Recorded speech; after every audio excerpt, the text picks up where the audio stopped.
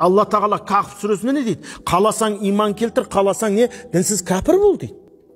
Бірақ исламды жамандау қажет емес. Бұған дейін де мен айтқан болатын.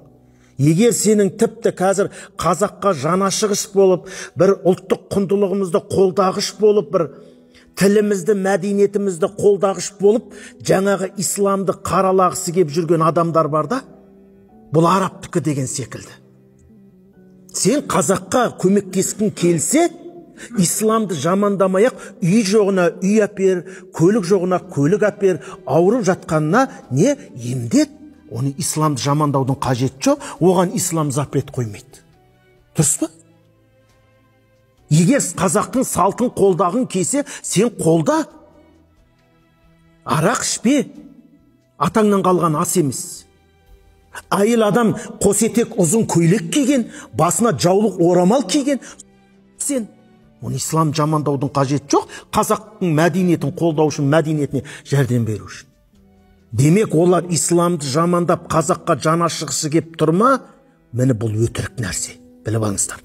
Демек, олардың артында өздерінің бір көздеген ойлары бар. Жаңағыдай, біз тәңір дінін ұстанғанбыз дейді. Білмеймін менің нешінші атамның тәңірші болған. Бірақ мен точно білем, 7 атамның мұсылман болған. Енді мен айдаладағы бір атамды қумалап қайтем, егер өзімнің әкемнің әкесінің әкесі, ата-бабам мұсылман болып тұрған болса, мен не үшін ол мұсылмандықтан бас тартуым керек? Не үшін мен 7 ата жарайды, 12 атамды тастап, 30-шы, 40-шы атамның ұстанғанын ұстануым керек мен? Менің өз әкем мұсылман болып қой.